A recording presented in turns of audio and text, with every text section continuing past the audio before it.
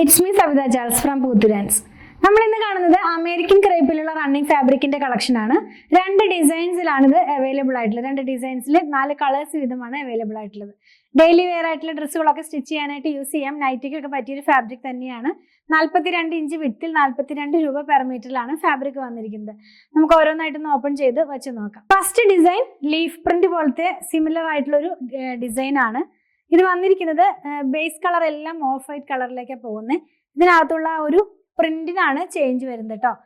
Light colour American ക്രേപ്പിൽ ചോദിച്ചവർക്ക് നല്ലൊരു choice ആണ് ഈ ഒരു വീഡിയോ എന്നുള്ളത്. ഇതിനകത്ത് ബ്ലൂവും ഗ്രീനും പിങ്കും കൂടെ ആയിട്ടുള്ള കളറിലാണ് ഇതിന്റെ ഡിസൈൻസ് എല്ലാം തന്നെ പോകുന്നത്. ട്രാൻസ്പെറന്റ് അല്ല, ലൈനിങ്ങിന്റെ ആവശ്യം വരുന്നില്ല.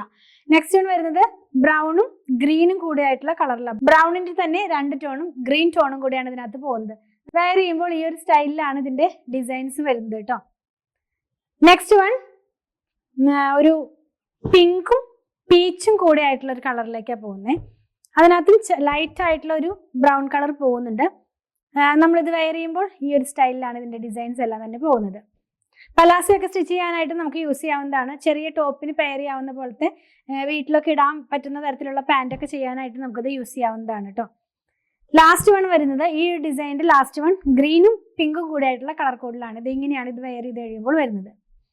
ഈ ഒരു ഡിസൈനിന്റെ 4 കളർ നമ്മൾ കണ്ടു കഴിഞ്ഞു. നെക്സ്റ്റ് ഡിസൈൻ കാണാം. നെക്സ്റ്റ് ഒരു ഫ്ലോറൽ പാറ്റേണിലേക്കാണ് പോകുന്നത്. കുറച്ച് വലിയൊരു ഫ്ലവേഴ്സ് ആണ്.